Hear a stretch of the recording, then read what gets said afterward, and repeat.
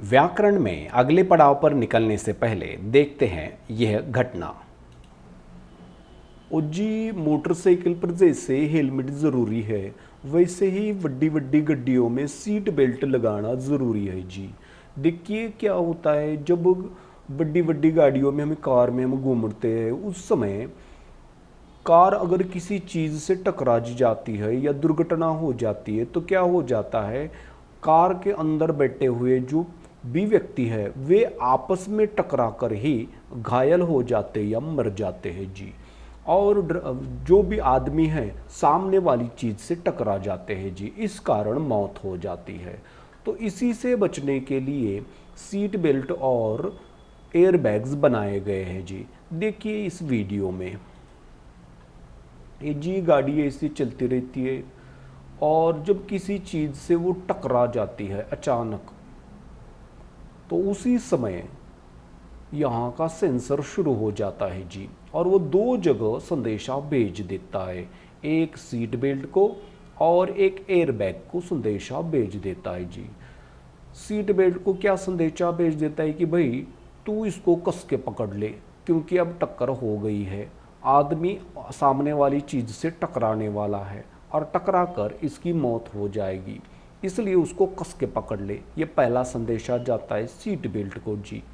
तो इस तरह से सीट बेल्ट आदमी को कस के पकड़ लेती है, जिसके कारण वो अगले आगे आकर यहाँ टकरा नहीं जाता जी।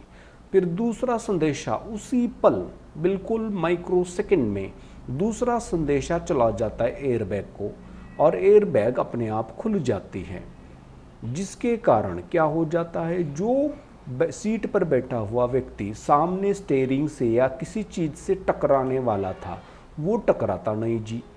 और इसके कारण या तो इंजरी होती ही नहीं, या हो भी जाती है तो ज़्यादा कोई जानलेवा बात होती नहीं है जी। इसलिए सीट बेल्ट ज़रूर बांधना चाहिए और खुद की जान बचानी चाहिए। बात तो सच है। चलिए चलते हैं अगले पड़ाव पर। अब हम देखते हैं यहाँ काल में वर्तमान काल के भेद। एनसीईआरटी में वर्तमान काल के 4 भेद बताए गए हैं, जिनमें सामान्य वर्तमान काल, अपूर्ण वर्तमान काल और संदिग्ध वर्तमान काल और संभाव्य वर्तमान काल।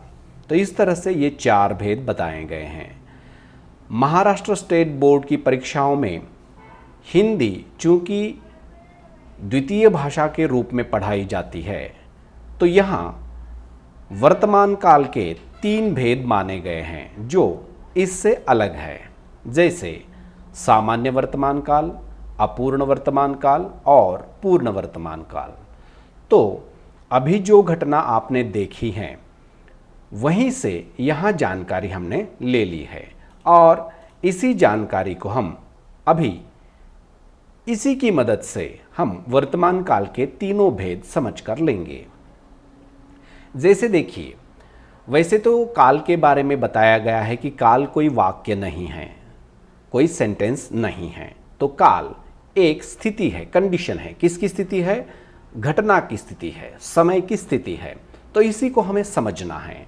जैसे देखिए, पहला ही कुछ अंश हमने यहाँ लिया है, गाड़ियों में हम घूमने जाते हैं। तो देखिए, घूमने जाते हैं, तो यहाँ एक सामान्य बात बताई गई है। यहाँ जो घूमने की क्रिया है या जाने की क्रिया जो है या है कि जो भी क्रिया है, तो ये सभी क्रियाएं एक सामान्य स्थिति दर्शाती हैं। कैसे? देखिए, इसको हम इस तरह से भी समझ सकते हैं। कैसे? कि यहाँ घूमने की क्रिया या जाने की क्रिया अधूरी रह गई है क्या? चल रही है क्या? तो बिल्कुल नहीं। दूसरा, जाने की घूमने की क्रिया पूरी हुई है क्या? ये भी नहीं हुआ। तो ये एक सामान्य क्रिया है, इसलिए यह सामान्य वर्तमान काल का वाक्य कहा जाता है। दूसरा उदाहरण देखते हैं, गाड़ी किसी चीज से टकराती है। तो देखिए, यहाँ भी वही बात हुई है। यहाँ टकराने की जो क्रिया है, कार्य है, यह अधूरा भी नहीं रहा है और पूरा भी नहीं हुआ है। तो ये एक सामान्य स्थिति है, इसलिए यह भी सामान्य वर्तमान काल का वाक्य है। आगे चलते हैं, तीसरे परिस्थिति पर हम चले जाते हैं। गाड़ी चल रही हैं, तो देखिए अब यहाँ देखिए परिस्थिति बदल गई है। यहाँ कोई सामान्य बात नहीं है, यहाँ जो भी कार्य हो रहा है उस कार्य की स्थिति बताई गई है कि जो स्थिति है वह चल रही है, वह रुकी हुई नहीं है, चल रही है। इसको हम इस तरह से भी समझ सकते हैं। देखिए यहाँ गाड़ी चल रही है, यानी चलने की क्रिया अभी शुरू है, न ये पूरी हुई है न कोई सामान्य बात बताई गई है। जो क्रिया हो रही है वही बताई गई है। तो यहाँ समय की ये स्थिति बताई गई है, कार्य की यह स्थिति बताई गई है कि गाड़ी चल रही है, चलने की क्रिया हो रही है अभी, इसलिए ये कार्य पूरा नहीं हुआ, इसलिए ये अपूर्ण है। इसलिए यह उदाहरण अपूर्ण वर्तमान काल का है। आगे चलते हैं। संदेशा भेज देता है, यह भी एक सामान्य बात बताई गई है, इसलिए यह सामान्य वर्तमान काल है। यहाँ भेजने की क्रिया अधूरी भी नहीं हुई है, अधूरी भी नहीं रह गई है और पूरी भी नहीं हुई है, इसलिए ये एक सामान्य स्थिति है, इसलिए यह सामान्य वर्तमान काल का ही उदाहरण है। आगे चलते हैं। टक्कर हो गई है, देखिए यहाँ स्थिति फिर से बदल गई। क्या हो गई कि कार्य पूरा हुआ है, यहाँ टक्कर हो गई है, तो इसलिए ये उदाहरण किसका होगा? पूर्ण वर्तमान काल का होगा। क्योंकि यहाँ क्रिया पूर्ण हो चुकी है और वो भी अभी अभी वर्तमान काल समय में ही पूरी हुई है, इसलिए यह पूर्ण वर्तमान काल का उदाहरण हम कह सकते हैं। जैसे उदाहरण चित्र के माध्यम से भी देख सकते हैं, टक्कर हो गई है, देखिए। तो इस तरह से यह पूर्ण वर्तमान काल का उदाहरण है। अगर NCERT में हम इसी उदाहरण को देखते हैं तो यह आसन्न भूतकाल का वाक्य माना गया है। तो खैर उससे कुछ हमें लेना देना नहीं, क्योंकि हम महाराष्ट्र स्टेट बोर्ड के अनुसार पढ़ाई कर रहे हैं।